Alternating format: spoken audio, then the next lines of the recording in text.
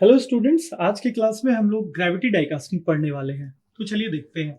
Gravity die casting को हम लोग परमानेंट मोल्डिंग भी कहते हैं। सबसे पहले इसके सेटअप को देखते हैं। सेटअप में हमारा एक मूवेबल सेक्शन होता है और एक फिक्स सेक्शन होता है। तो जो हमारा मूवेबल सेक्शन होता है उसके नीचे हैच्ड पोर्शन नहीं हम लोग दिखाते हैं। यहाँ पे हम लोगों ने हैच्ड कर दिया। दैट मीन्स कि ये स्टेशनरी है और ये हमारा हाइड्रोलिक सिलेंडर है जिसमें कि हमारा पिस्टन होता है, जिसकी सहायता से हम लोग इस सेक्शन को टू एंड फ्रो मोशन देते हैं, आगे या पीछे करते हैं। उसके बाद अगर हम लोग सबसे पहले इसकी वर्किंग समझना चाहें तो वो इस प्रकार से होती है। ग्रेविटी डाई कास्टिंग यानी ग्रेविटी की सहायता से हम लोग कास्टिंग कर रहे हैं। दैट मीन्स ग्रेविटेशनल फोर्स यहाँ पे एक्ट करेगा। तो चलिए देखते हैं। सबसे पहले हम लोग मोल्ड को हीट करते हैं, प्री हीटिंग जिसको हम लोग बोलते हैं। तो सबसे पहले हम लोग इस मोल्ड को, ये एक मोल्ड है और ये दूसरा मोल्ड है, ये मूवेबल है और ये स्टेशनरी है। सबसे पहले हम लोग इसको प्री हीट करेंगे। प्री हीट करने के बाद हम लोग स्प्रे नोजल की सहायता से इस पे कोटिंग करेंगे। हम लोग इसमें सिरेमिक की कोटिंग कर सकते हैं, बहुत थिन लेयर होनी चाहिए। सिरेमिक की कोटिंग इस वजह से हम लोग करते हैं कि ये जो हमारा मोल्ड होता है ये भी हमारा मेटल का बना होता है और जो हम लोग मोल्टेन मेटल पोर करेंगे वो भी मेटल ही रहेगा। यानी जो हमारा कास्टिंग होगा और जो बाउंड्रीज हैं डाई की, तो वो दोनों स्टिक हो सकती हैं। इस वजह से हम लोग स्प्रे करते हैं इसमें सिरेमिक पार्टिकल्स, जिससे कि वो दोनों स्टिक ना हो, बहुत थिन लेयर होती है। उसके बाद हम लोग, मान लीजिए अगर हमें इसको हमने मूव किया, ये जो हमारा मूवेबल सेक्शन है इसको हमने मूव किया, तो ये कुछ इस प्रकार से दिखाई देगा। तो ये देखिए, ये मूवेबल सेक्शन है, ये हमारा फिक्स सेक्शन है। तो फिक्स सेक्शन को मैं हैच्ड लाइन से दिखा देता हूं। ये देखिए, ये हमारा फिक्स्ड सेक्शन है और एक पर्टिकुलर फोर्स, प्लंजर पे हमने फोर्स लगाया और फोर्स की सहायता से हमने इसको पुश करके दोनों को जोड़ दिया। अब देखिए यहां पे ये जो पोर्शन दिख रहा है ये कैविटी है और इसे हम लोग कोर बोलते हैं। ये जो पोर्शन दिखाई दे रहा है नया, जो कि पहले फिगर में नहीं था, इसे हम लोग कोर बोलते हैं। एक्चुअली अगर मान लीजिए हमें कोई रेसिस चाहिए इस पर्टिकुलर कास्टिंग में या कोई कैविटी चाहिए, तो उसके लिए हम लोगों ने यहाँ पे ये कोर प्लेस किया है। और ये जो सेक्शन हम लोग देख रहे हैं इसे हम लोग कैविटी बोलते हैं। दिस इज आवर कैविटी और यही कैविटी हमारी फाइनल कास्टिंग बनेगी। यही कैविटी हमारी फाइनल कास्टिंग बनेगी। उसके बाद हम लोग क्या करते हैं, हम लोग मोल्टेन मेटल लेते हैं। यहां तक इसको लाने के बाद हम लोग मोल्टेन मेटल लेते हैं और मोल्टेन मेटल को, मान लीजिए यहाँ है मोल्टेन मेटल, मोल्टेन मेटल को हम लोग लैडल, ये लैडल है हमारा, मान लीजिए लैडल में हमारा मोल्टेन मेटल है। मोल्टेन मेटल को हम लोग यहाँ पे पोर करते हैं। तो यहाँ क्या पोर होगा, यहाँ पे molten metal, molten metal, molten metal को पोर करेंगे। जब मोल्टेन मेटल को पोर करेंगे तो ये पूरी कैविटी हमारी मोल्टेन मेटल से फिल हो जाएगी और यही कैविटी का कास्टिंग, इसी कैविटी के शेप का फाइनल कास्टिंग हमको चाहिए था। मोल्टेन मेटल को हम लोग पोर करेंगे और सॉलिडिफाई होने के लिए छोड़ देंगे।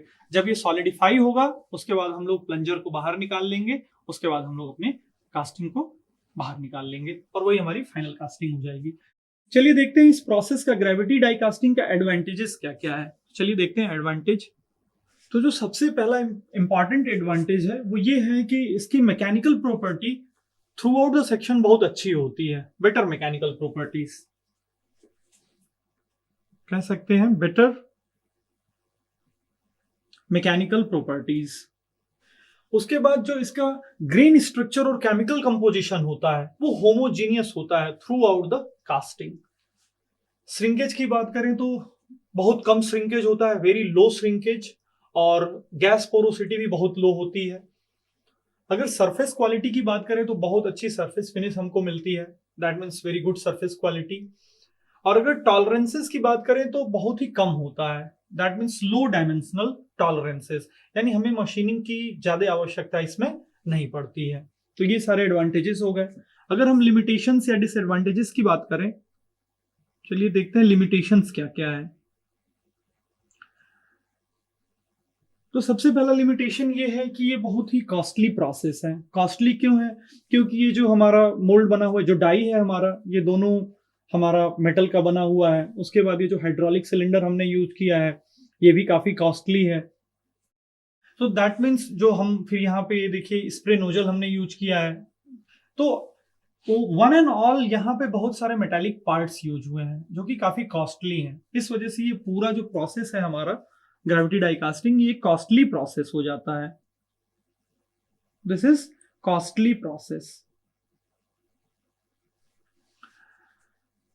उसके बाद अगर हम बात करें, इसमें हम लोग कोई कॉम्प्लेक्स शेप नहीं बना सकते हैं। जैसा हमारा डाई रहेगा वैसा ही हमको शेप मिलेगा। और ऊपर से हम इसमें कोई एक्सटर्नल फोर्स नहीं अप्लाई करते हैं। कोई एक्सटर्नल फोर्स न होने के कारण कॉम्प्लेक्स शेप नहीं बन सकता है। तो it is limited to simple shapes. ये हम कह सकते हैं कि only for components of simple shapes, only for components of simple shape।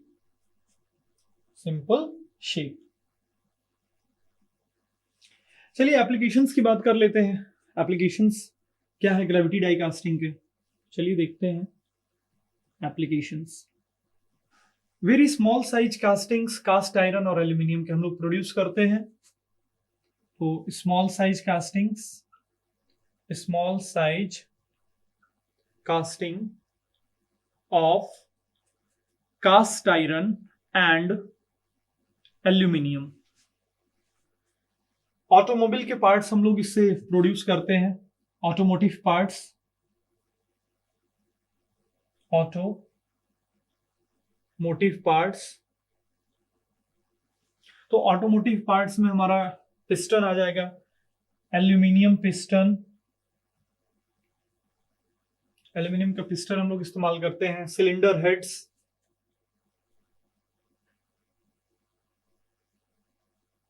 Cylinder heads. उसके बाद हब बनाते हैं व्हील्स के, तो हम लोग लिख सकते हैं व्हील हब्स। डिस्क ब्रेक के भी कुछ पार्ट्स बनाते हैं, तो डिस्क ब्रेक पार्ट्स